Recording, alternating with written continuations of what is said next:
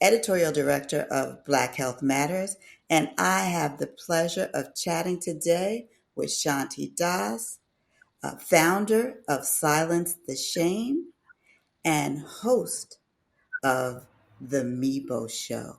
And we are going to be talking about a really important topic today, which is mental health and wellness. And and we're going to talk today about why Shanti started Silence the Shame and talk today about the importance of speaking about the importance of mental health and wellness and speaking up about it and stop keeping all of this to ourselves. So welcome, Shanti. Thank you, Corinne, for having me. I'm so grateful to you and Deidre and everybody at Black Health Matters. You all do a phenomenal job, and it's an honor to be on your show All today. right, thank you. So tell me about your background and then what led you to start your nonprofit, Silence the Shame. Absolutely. So, my background is in the music industry and entertainment. I got my start in the early 90s working at LaFace Records, helping to promote and market artists like Outkast, Usher, TLC, Tony Braxton, few household names, and I had a pretty great career over a 20-year span, actually working at a label, but over 25 years doing live events and marketing artists like Johnny Gill and Kelly Price and others after I left the label side. But the reason why I started Silence the Shame, Corinne, is because I went through a lot of my own emotional health and wellness issues, particularly stress related, depression related, when I was working in the business in like the 2000 decade. But I didn't really know how to deal with it in terms of my stressors. I wasn't going to therapy. I didn't have healthy ways to cope. And so I ended up quitting and walking away from my job in 2010 and came back home to Atlanta. And then in 2014, my best friend took her own life, and that kind of sent me on a downward spiral. And so all of the other stressors and unresolved trauma that I was dealing with kind of came to a head. And I also think it's important to mention that when I was just 7 months old, my dad died by suicide. So this was something that had been kind of this cloud hanging over our family for a very long time. So once I got the help that I needed, I started just like openly speaking to friends, family, excuse me, anyone that would listen about what I had gone through and how I was on this journey to silence my own shame. And so started a hashtag, and then the organization was formed and we got our 501c3. And here we are 7, 8 years later, and we exist to educate and empower communities around mental health and wellness. And so I consider myself a mental health advocate, and we support Black and Brown communities in the work that we do, and ultimately the community at large, and really just want to help erase stigma. And we look at ourselves as like that step before therapy, right? Because there is still so much stigma, particularly in the Black community, which, being a Black woman, I just find that a lot of us still need the support, but are ashamed and embarrassed to go and seek help. Yeah, and I agree with you. Uh, I come from a family of first preachers, generation, two generations ago, preachers, current generation, six therapists in my family, right? Wow. Yeah, six therapists in my family. But still, there is serious stigma around it. But at the same time, we see so many people taking their own, dying by suicide because it's not taking, Yeah. you're not taking your own life. You are choosing to die by suicide. So, and there are young people doing this, right? So we cannot ignore this because this is an epidemic, right? So we Absolutely. need to talk about this because there are children doing this who, And let me just say, it's interesting you said dying by suicide, because a lot of times in our community, we'll say committed suicide. And I stopped saying that once I learned that, it denotes a criminal act. right, And I would also, tend to say that sometimes people aren't choosing, in my opinion, Corinne, because they aren't in their right frame of mind. exactly. So they're dying by suicide. But I didn't want to die, even taking myself, for example. I didn't choose to necessarily die. I just couldn't stop those thoughts in my head. So, in all fairness to the people who are suffering, Right. sometimes it feels like a choice, but then it's uncontrollable on our end. And so we either need medical support or intervention, with trauma therapy and that sort of thing to really help shift our thoughts in the narrative. Right, right.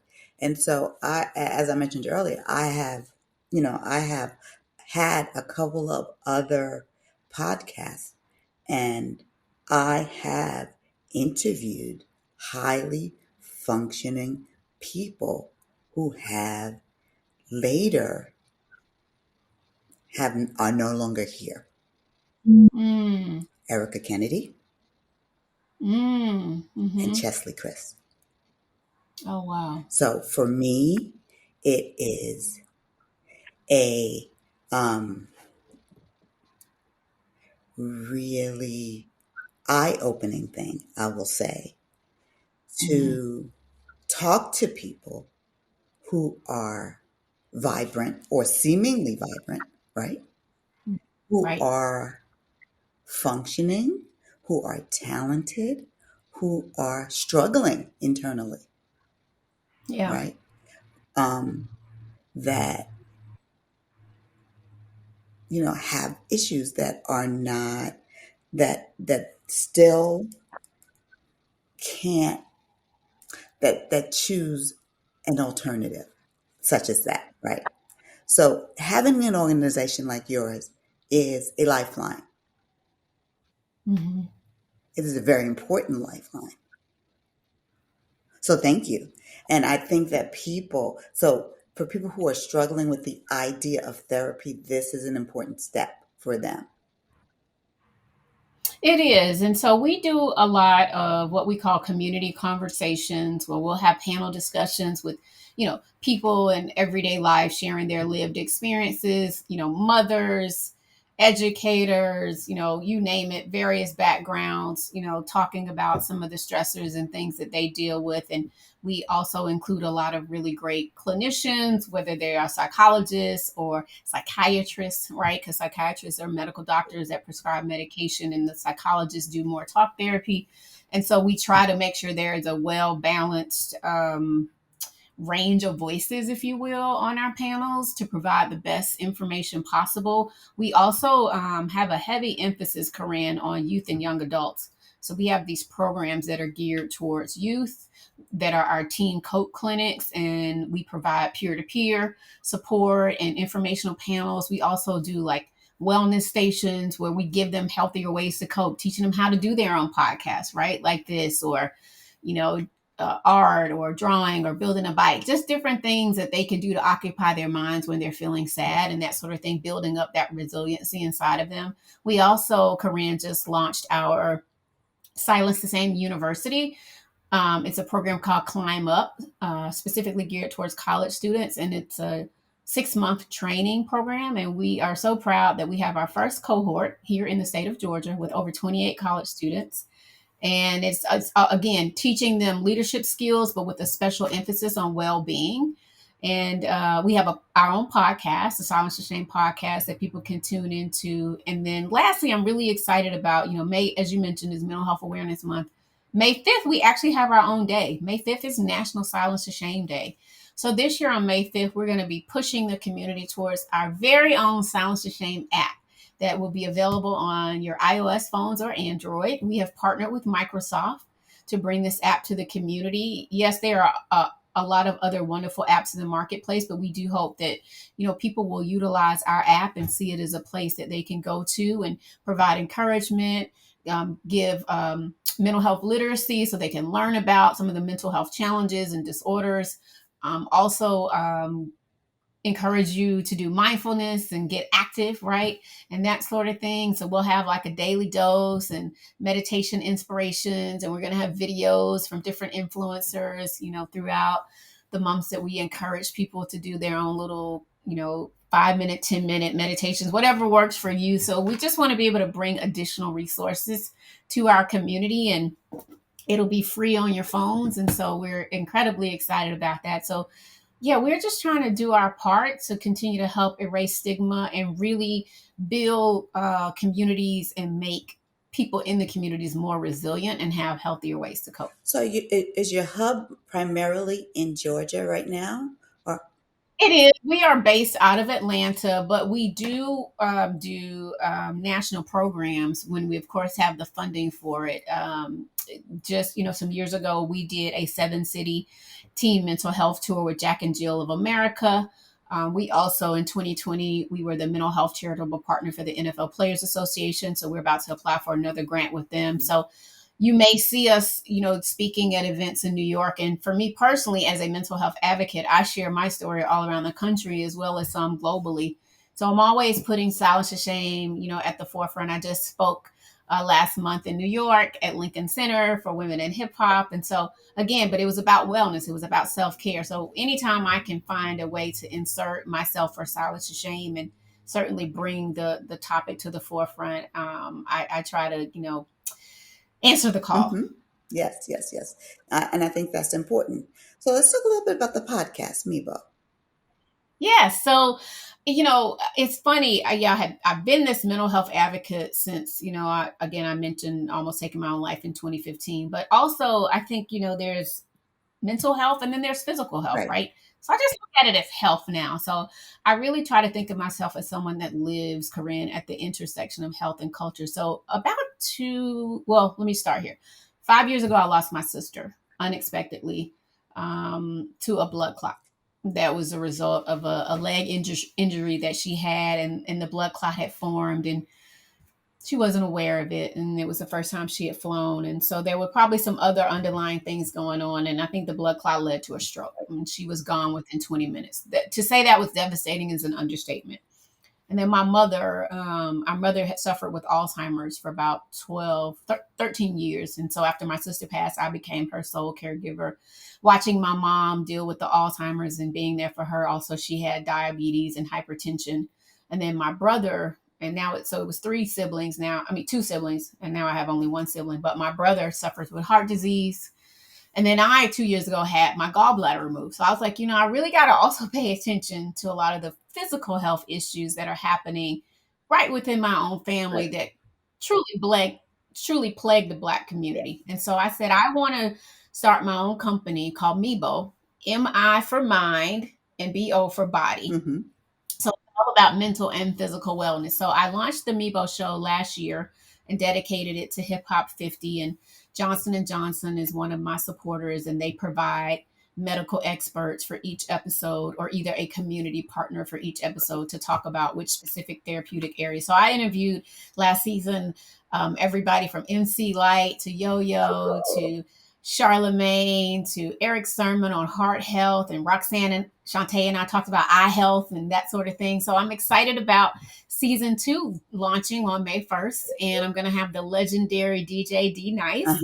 and we're talk about Black men's mental health. And we have Tisha Campbell coming up on this episode, Erica Campbell from Mary Mary, and and so many more. We're going to be talking about various health issues, either that they're dealing with or that they've seen their family members go through. And so that is why I'm just so grateful to you all at Black Health Matters for seeing what I'm doing, also, even just outside of Silence and Shame, and really just bringing the conversation about health to the forefront of our community. Yeah, but I think, in terms of what we're both doing, it is about elevating conversations, right? Number one, and Absolutely.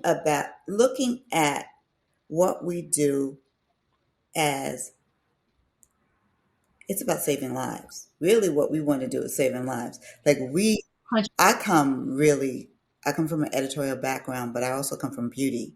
And that's pretty, that's cute. You come from music, that's cute. But really, at the end of Yeah. the day, at the point in which we are in our lives, we really want to do more than things that are cute. We want to do things that are meaningful and purposeful. Purpose driven work, to your Right, point, and right. saving We lives want and to, saving our lives. I'm 53. I'm dealing with menopause. That's another podcast conversation for another right? day. And so many things are happening to my own body. And I look at my family and the comorbidities that existed within the family. And I'm like, okay, hold up. I really need to pay more attention about what I eat, how I move, what's going on. And especially working coming from the music industry, we know that community, needs it, and I want to be an inspiration to those folks, so that while they do have these really rigorous schedules, that they are pouring back into their lives mentally and physically. Exactly, exactly. So, as you know, we just, Mind, body, health. yeah, mind, body, health, and longevity. Those are the things. Like, Yeah. we encourage all of that, and providing information so that we can see people live. Like, maybe we could be talking about living to 100 instead. Right, that's right, absolutely. you know, um, what advice do you have for us to encourage the next generation to be um, mindful of Hmm. their mental health? And That's a great question. I'm sorry, were you going to say no, something to be else? mindful and to be, I guess, to be kinder to themselves as well. It's funny you say that, because that's how I was going to start with something like that. So thank you, Corinne, for that question. So my advice to the next generation and being kinder to themselves is, first of all, just giving themselves grace. That's probably a word that the younger folks have heard their moms or grandmoms, or pop pops refer to, but it really is something. And it is that kind of unwarranted favor from God. And you can give yourself that unwarranted favor that you don't think you deserve, but that you truly actually deserve. And it's being a little bit more kinder, more gentler, walking up. I was speaking this last week to a gentleman, Dr. Jay Barnett, who does a lot of work. He is a black male therapist and former NBA, NFL player. And, he talked about, waking up more with a sense of ease instead of just jumping up so quick, right? And putting all that pressure on yourself first thing in the morning. So for me, like, I like to wake up and pray. And if that's not your thing, wake up and do meditation, or just wake up and be still. Sometimes there is beauty in stillness. It's beauty in silence. So you can kind of sit there and process through your feelings before you get your day started, right? That is, eating breakfast in the morning, and you don't have to go and have a full breakfast at IHOP or something like that, but put something in your body, drink water, start the day from the purest form that you can, putting good things into your mind and good things into your body. The other thing I'll say is, be kinder to yourself in terms of taking care of your body. It's so important that we go to the doctor, that we get physicals. People might say, "Oh, I'm 25, I'm 30 years old. I don't really need to do that." Well, yes, you do. It's important just to have that checkup, right? Check in with your mind and check in with your body to see how you're doing, and share that with your peers. Oftentimes, it's hard to open up to other people. I tell people, get yourself a starting five. What does that mean? We need five people in our lives that we can trust. It could be a doctor, it could be a confidant, a spouse, a girlfriend, you know, whomever you feel like you can trust, a pastor, a life coach. Make sure that there are a few people that you can check in with on a regular basis about mind and body health, because not all of your friends will understand and get it, but you need to surround yourself with like-minded individuals, and take charge of your life when you are at a young age, and as you're starting to grow and your body starts to change. Join support groups, and don't keep that information to yourself. The other thing I would say is also find healthy ways to cope. Like for me, when I was working in entertainment, it was a very, and I'm sure you can attest to this, it's a very social industry. There's always a dinner, there's always a luncheon, a gathering or something. There's always, champagne and cocktails flowing. And for me, sometimes when I was sad, I would turn and drink a cocktail instead of like finding a healthier way to cope. So learning what you enjoy to do, whether that's exercising, swimming, going fishing, even traveling, for me kind of sets my mind and spirit free. So kind of tap back into your inner self and find what things work for you. Again, it is all about finding healthier ways to cope. And I wish I had have had some of those ideals, if you will, and principles and things that I stood on when I was a young girl working in entertainment, because it was just work, work, work, work, work. I know. I sacrificed so much, my mind, body, my family. missing family events and different things. And now here I am, 53 years old. My sister's deceased, my mom's gone, and I'm just kind of resetting my life right now, if you will. And so you got to be more kinder to yourself. You have to learn how to have healthy ways to cope. You got to,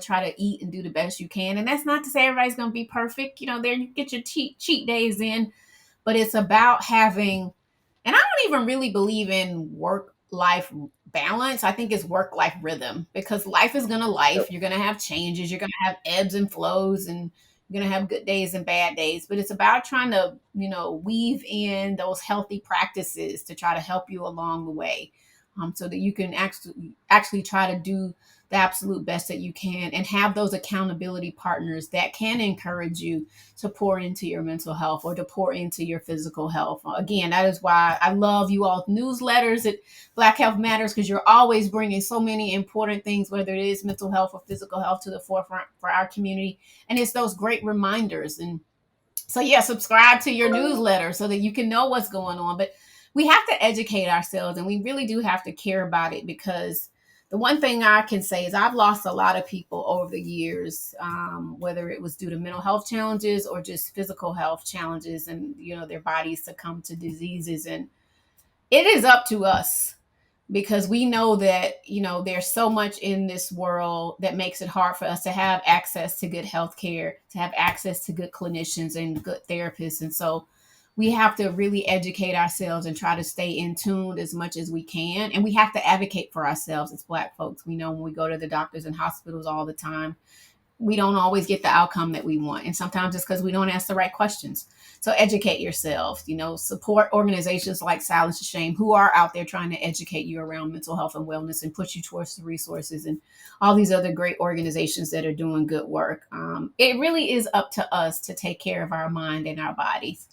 And of course, spirit is always constant in my life. So, mind, body, spirit is actually a real thing. It's not just a cliche and something that I say. Absolutely. Um, and that is how I live my life. And I just want people to be more kinder to themselves, and just, try to live by those moments. And, I think that's why the what I ended up calling my organization is so important, because, and again, going back to Dr. J. Barnett, he is so profound. Y'all should look him up. King J. Barnett on Instagram. He said something else. He said, shame loses power when it's exposed. That's good. Whether you expose it to a lot of people or to one person, you are silencing that shame within your own life. So get the help that you need, y'all. It is nothing to be ashamed about, nothing to be embarrassed about. And to your point, we're in the business of saving lives. We don't want anybody to think that suicide is an option. Although we know some people do succumb to it. And now, as I was saying, even with my own father, I forgave my father years later, because I realized my dad was sick and he wasn't in his right frame of mind. I know he wouldn't have willingly left his wife and 3 young children, but he was struggling and he was sick. And so I just want people to be healthy. I want us to have healthy minds, healthy bodies, but we got to do the work. Right. And it starts with us standing up for ourselves and giving ourselves grace, and showing up for ourselves as we show up for everybody else. Like we show up to that job every single day, or we show up on the weekend to the little league with our kids. Show up for yourself. Stop, especially Black women, I'm talking to you. Stop putting everything else and everybody, stop putting yourself rather on the back burner for everybody else. Because when we are dead and gone, life continues. And people will say, Part. oh, That part Karen right was there. so loved her. Karen was amazing, but oh, I gotta book this flight because I got this trip going. Life goes on. Very true. So let's take care of ourselves while we're here, while we're trying to take care of the rest of the world. We still gotta take care of ourselves. So you gotta budget in time for you just like you do everybody else. And I'm going to add one more thing. Stop holding grudges over little things. Oh yes. Because that leads to stress and anxiety, which can Here's the thing. manifest in mental or physical health Right. challenges. Because if it's not life and death, at the end of the day, it doesn't matter. That's right. At the end 100%. of the day, it does not matter. And In that's the what grand scheme of that's things, the it's not a big. thing. If you have not been through really hard challenges, you don't learn that lesson until it's really too late. That's right. And I'll tell you, Corinne, I used to get so stressed out, even just at the red light. or people driving so crazy, and it would just totally change my mood and the way I approach things for the rest of the day. And so now sometimes when people stress me out, I use this breathing technique called the 448. And instead of like yelling expletives at Mhm. somebody, I'll like breathe in for 4 seconds, hold it for 4 seconds, and then do a long exhale for 8. And I'll do several repetitions of that. And it really is a good way to recenter myself. And to your point, it's like not sweating the small stuff. I'll just do a breathing technique because I'm like, you know what? You're not going to steal my joy. You're not going to steal my peace today. No, And that is a great point, and it's a good way to live. right. Well, tell us how we find Silence to Shame. How do we Yes, so you can find Silence to Shame on our website at www.silencetoshame.com. You can follow us on Facebook you can follow us on Facebook at Silence TH Shame, or you can follow us on Instagram at Silence the Shame. And then, And if you want to donate to our organization, because we are a 501c3 nonprofit, you can text the word silence, SILENCE, to 707070. okay, and then the podcast. Yes, and you can listen to the Mevo show. You can binge season 1, or you can check out season 2 again. That's launching in May, at the Mebo Mibo show. It's on YouTube for the video version, or at the Mevo show on all audio platforms for podcasts. Wonderful. Please make sure to subscribe and rate us as well. Wonderful. Shanti Das, thank you so much for joining me today. Make sure Thank you you. follow Silence to Shame and watch the Meebo Show, folks. Thanks again. Thank you. Have a good day.